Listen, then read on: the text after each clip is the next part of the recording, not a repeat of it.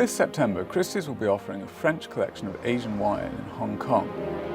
This is a one-off opportunity to buy a great selection of top French wines from the past 20 years. I'm in the London cellar of Christies' wine department with David Ellswood, International Director of Wine at Christies, who's going to tell us some more about this astonishing collection. Normally, Christies holds 2 wine auctions in Hong Kong per year, one in May and one in December. Tell us why this one is so interesting in particular. Well, Ted, this is a single owner collection, which is why it forms an additional sale for us in Hong Kong. Unusually, it's owned by a South Korean company, but also unusually, they've kept all of their wine stored very close to source, either in Bordeaux or in excellent underground cellars in the UK. And these wines will only be shipped to Hong Kong, especially for the sale. So they've not moved very far from their original location from the vineyards of Bordeaux. So who exactly is behind this single owner sale? Well, it's quite unique because we're working with the company SK Networks, who are the owner of these wines. They are a South Korean company based in Seoul. And although they have many interests across diverse areas of business, they have recently established a new division devoted to wine investment and the enjoyment of fine wine. And they concentrate their purchases, as you can see from the catalogue, entirely on the very best of Bordeaux. So you mentioned that this sale will include wines from all the first growths and Premier Cru Chateau in Bordeaux. What does this mean exactly?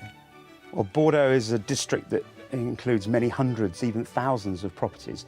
But at the very top of that pyramid, if you like, of wines are a handful of chateaux that are referred to as the first growths. It's like the top division, if you like. And what chateaux are these? These are names that will be familiar to people, even perhaps who are not wine collectors. Lafite Rothschild, Mouton Rothschild, Chateau Margaux, Chateau Latour, Chateau Haut-Brion.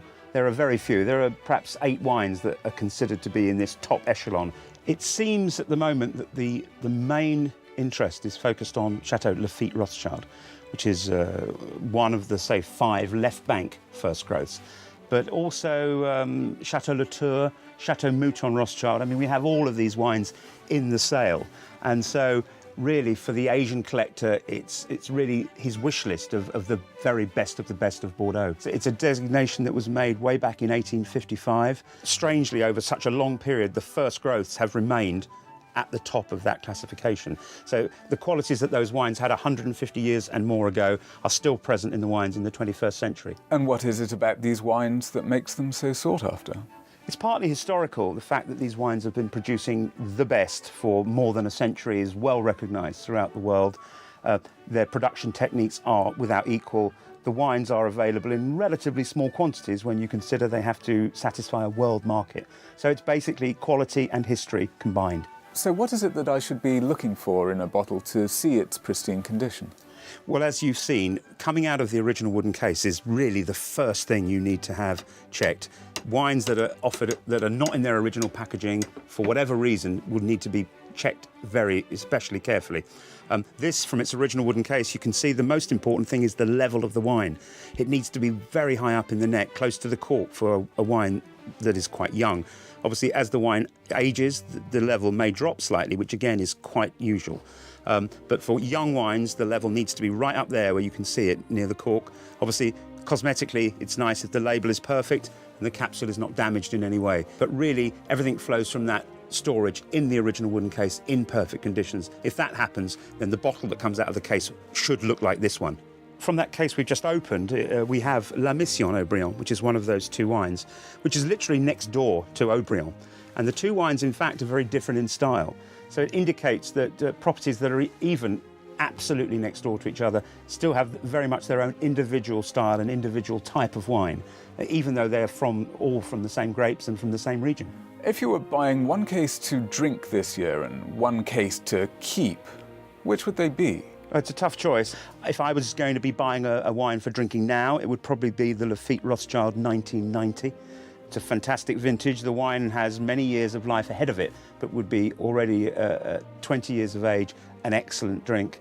Something for the future, there are plenty of younger wines in this sale, especially of the 2003 vintage. And I think the one I would choose is the sort of point perfect Chateau Latour 2003, which is generally recognised as the greatest wine of that very hot vintage, and a wine that will have 20 or 30 years of life ahead of it. What is the state of the wine market globally? It's interesting because over the last couple of years, of course, the financial situation throughout the world has been very uncertain. But against that backdrop, the wine market has been very buoyant. I mean, obviously that's partly because we have many new Asian buyers who are becoming interested in wine. And that accounts for certainly part of the buoyancy in the market. But I think also from an investment point of view, where your returns from a bank are obviously very low at the current time, investing in wine, maybe just as a fun investment, but nonetheless an investment, is also very viable over the short and longer term. If a client is worried that their cellar doesn't provide the optimum conditions for storing wine, what are the other options available in Asia? Well, it's been interesting in Hong Kong to see, through the growth of interest in Asia, that we have many facilities now beginning to become available to collectors who are in the Asia region, based out of Hong Kong. Fine storage facilities now available there. Also, Christies have indeed opened CFAS in Singapore, which will offer clients of Christies the opportunity to store fine art and wine at optimum conditions. I think our website allows you to bid online at these wine auctions. I think the growth of bidder numbers over the last 2 or 3 years has also been, quite a notable part and change to our business. And now the new system, Christies Live, gives perfect access for bidders basically who can't be in the room, whether the sale is in New York or Hong Kong or London or Geneva. It allows, through your computer, to bid in real time on the sales. Basically, it's better than a telephone bid, and you see the auction in progress. You decide your own bids. It gives every level of confidence to a buyer. Are there any more exclusive wine events to look forward to at Christies this year? Well, we continually are obviously looking forward to new sales and new events, new tastings that we hold in many of our locations throughout the world. Probably the notable ones to point out would be in October.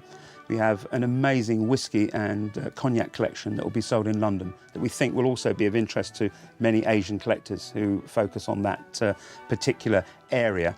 And also in November, the 150th Hospice de Beaune annual charity wine auction, which is the world's oldest and most famous wine auction, which is guided by Christies now since 2005. Details of that are available on our website also.